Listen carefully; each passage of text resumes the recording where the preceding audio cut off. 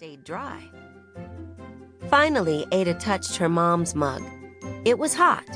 Her dad's mug was icy cold and a little damp.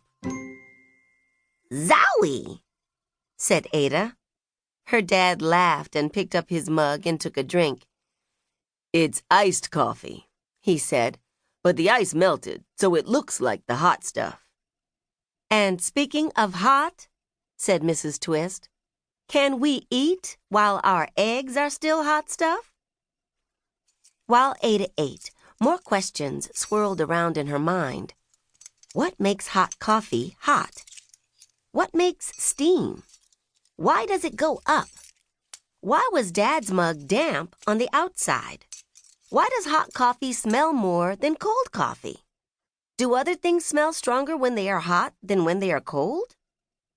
Every question gave her 2 more questions, and each of those questions led her to 4. Just then, Ada's brother, Arthur, came into the kitchen, carrying his tennis racket and his tennis shoes. As he passed Ada, a toe-curling stink whacked her right in the nose. "Zowie," thought Ada. An idea popped into her brain. She could do an experiment. "I wonder," she said, and she tapped her chin. A look of panic crossed Arthur's face. A similar look crossed her cat Bunsen Burner's face. Bunsen darted out of the room. Arthur pointed at Ada. "Ada's doing that tapping thing," said Arthur, who had seen that look on her face before. It usually led to something messy happening, or worse. "Hey, Arthur," Ada said eagerly. "Do you want to help me do some science?" "No," said Arthur, "and don't use my stuff. Remember what Mom and Dad said?" Arthur loved his sister, and he loved science experiments too. But he didn't love Ada's experiments when they used his stuff. He was still getting pudding out of his Lego blocks from the time Ada tested what made things sticky. After that, his parents made rules about how Ada could conduct her experiments, but sometimes she forgot. Rule number 1 was, don't take Arthur's things without his permission. "Of course I remember," said Ada. "I wrote it down. See?" Ada flipped open her notebook and held it up for him. "Don't take Arthur's stuff."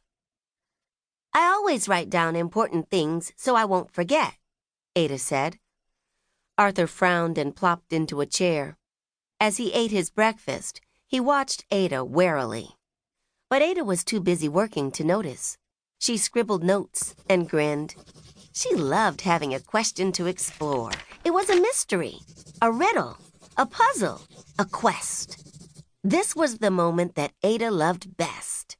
It was science time. Chapter 3.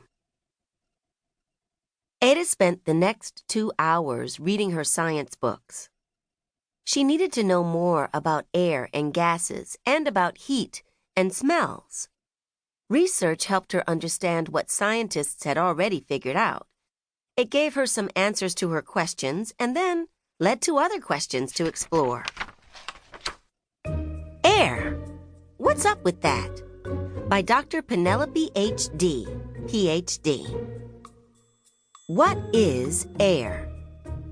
Air is the clear gas that surrounds the Earth. It is a mix of many other gases, dust particles, and water molecules.